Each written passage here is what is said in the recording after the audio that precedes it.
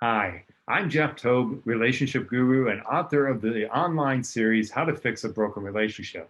I am so excited about our guest today. Maya is an emotional intelligence coach. She has her bachelor's degree in psychology and master's degree in social work with a concentration in counseling. She works with individuals, couples, and groups to guide people into a place of self awareness where they can understand the behaviors and patterns that are sabotaging their freedom, connection, and pleasure. She does this through shadow work, inner child work, and somatic experiencing. Maya, welcome. Thank you. I am So so good to be excited you're here. here. Me too. You know, we both do a lot of the same thing in that we work with couples, with relationships, and that's where I want to focus today. So, first of all, why don't you tell us what is shadow work? Yeah, that's a really important place to start. So, before we can talk about what shadow work is, we need to talk about what a shadow is. And so, the way that I like to explain shadow is that we carry negative core beliefs in us, and these beliefs drive our behavior throughout our life. And specifically, it drives our behavior in relationships. Our shadows are our patterns and our behaviors that don't serve us, that sabotage our pleasure, our freedom, and our connection, as you said. And so our shadows are formed actually when we're children. And so from the time we're born to about the age of 8, we're kind of like sponges and we're just absorbing everything we see and everything we experience in the world. And what we absorb is creating our view on the world, on ourselves, on relationships, on other people. And when we're 0 to 8 and we're absorbing all of this information, it's getting stored in our subconscious mind. And the stuff that's stored in our subconscious mind is not in the light. We're not aware of it. So this stuff is called the shadow. It's the internalized beliefs and patterns that we adopt in our early years. And what happens is that when this gets internalized into our subconscious, we start to play it out at the age of 8 and on. We start to play out these core beliefs and these patterns and behaviors, and it starts causing us a lot of suffering as we get older. And if we look at relationships, we can see that in the relationships we've had in the past, there's some common things that tend to come up. And this gives us a really good idea of what our shadows are.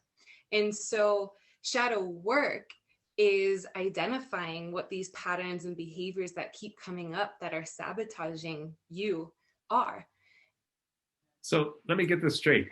The way that I interact with people, the way I connect with my spouse or my partner, that goes back to when I was 1 through 8. 100%. Yes. Wow. Always. How Yeah. fascinating. I hadn't heard it from that perspective. And Yeah. so, how do shadows, I guess, how do they get in the way of relationship? So, because we're talking about shadows, it means we're unaware, it means we're unconscious of them. And so, all day, every day, we're playing these out and we are projecting these shadows onto the people that we're with. And so, let's say that early on in my early years, I learned that in order to receive love, I have to constantly be giving. If as a child, I only got connection, attention, and love from my caregivers when I did something good, I would internalize this belief of I only receive love when I do and when I give. That's a shadow right there. And so in relationship, I'm going to show up and give until I burn out, until I come to a place of resentment, until I come to a place of anger. It can lead to all of these things. And I'm doing this unconsciously because it's the programming within me. So, do you have another example besides just giving? Anybody, any Sure. other couples you've worked with that you've seen other examples of what happened when they were a child that's playing out now in their relationship? Yeah, a big one is a fear of abandonment. And so that comes up a lot. And so, as children, there's different circumstances that can cause this fear of abandonment. It can be that a parent actually left or was not there ever. It can be that a caregiver wasn't available to to show up for the child when they needed to. It could be that when the child was highly emotional, the parent didn't know what to do, so the parent shut down.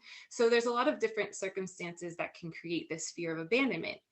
And what happens is that when this child grows up and enters relationships, it starts to get projected onto the partner. So they start to project this fear of abandonment onto the other person. And that can look like being really scared of intimacy, scared of opening up, scared of vulnerability.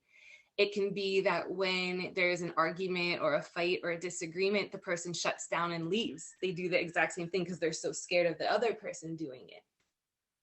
Wow.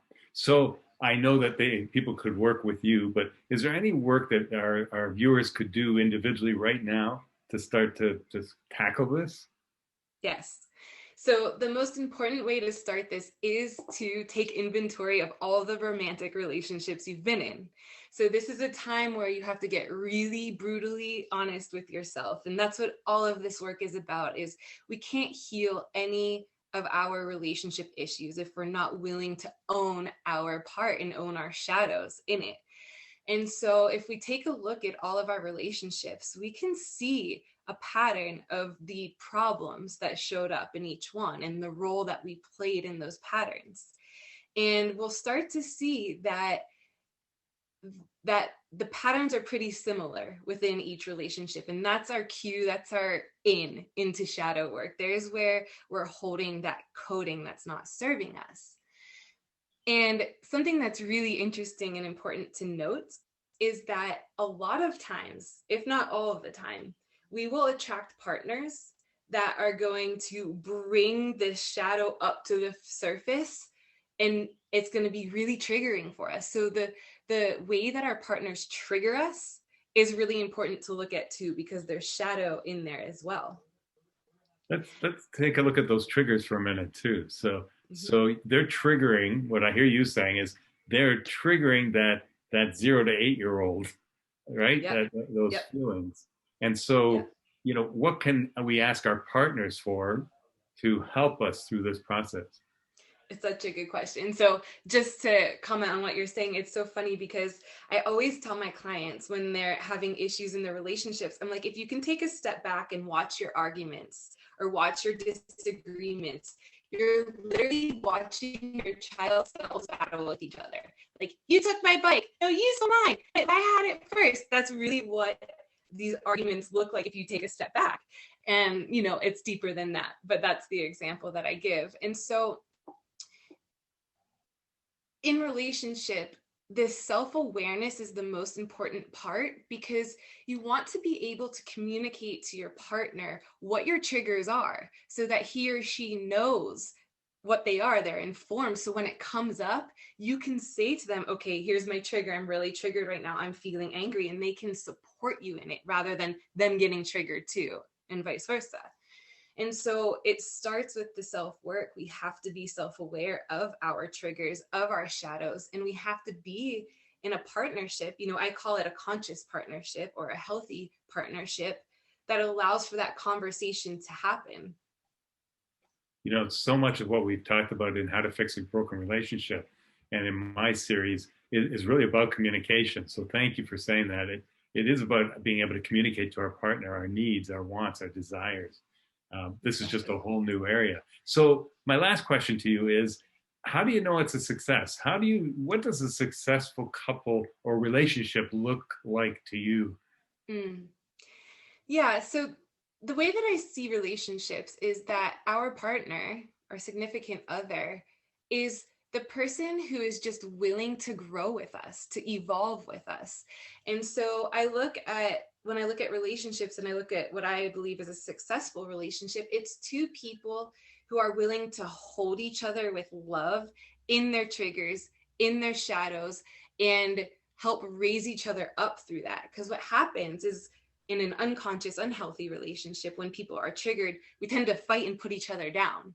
And that's not helpful. So there has to be this agreement where we're going to help each other move through our shadows so we can evolve. And in the spiritual world, our significant other is our greatest spiritual teacher, because they're the one who's going to trigger our stuff, but they're also the one who's going to love us through it and help raise us up. through it. I love it.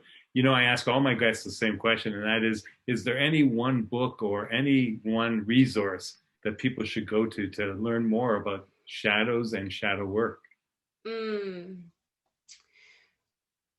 it's a good question. So there's so many resources out there. I would say that actually outside of shadow work, one of the most important books to read is Nonviolent Communication. That is one that is going to help so many relationships just learn how to communicate properly and in a successful way. About the shadow work, yeah, go ahead.